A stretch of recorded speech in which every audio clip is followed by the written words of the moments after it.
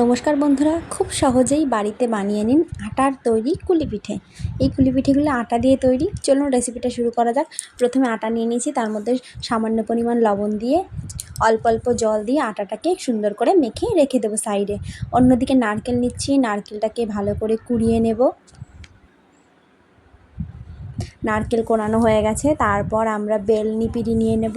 আটার ছোট ছোট বল কেটে রুটি বানানোর মতন করে প্রথমে আটাটা বেলে নেব, তারপর একটা গ্লাস দিয়ে ছোট ছোট গোল গোল শেপে কেটে নেব।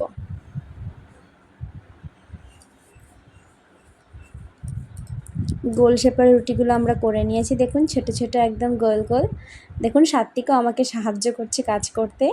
তারপর আমরা নারকেল নিয়ে নিয়েছি, তার মধ্যে দিচ্ছি ঝোলা গুড়, বেশ কিছুটা পরিমাণ ঝোলা গুড় আর সামান্য একটু লবণ দিয়ে গুড়টাকে আমরা ভালো করে নারকেলের সঙ্গে মিশিয়ে দেবো। সাত্বিক দেখুন আমাকে অনেক সাহায্য করছে কাজ করতে।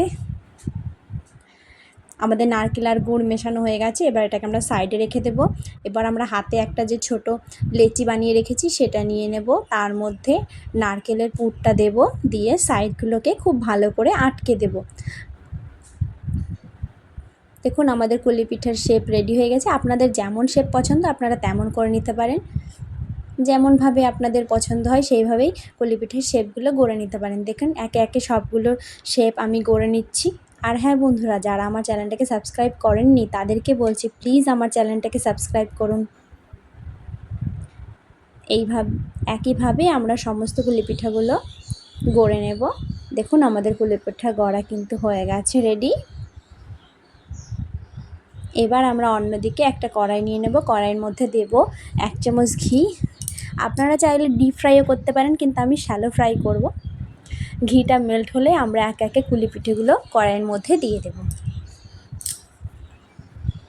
কুলি পিঠেগুলো এপাশ ওপাশ করে ভেজে নিতে হবে।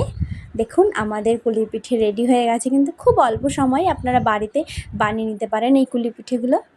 একবার বাড়িতে বানিয়ে দেখবেন, অবশ্যই আপনাদের ভালো লাগবে। ওকে বন্ধুরা, টাটা।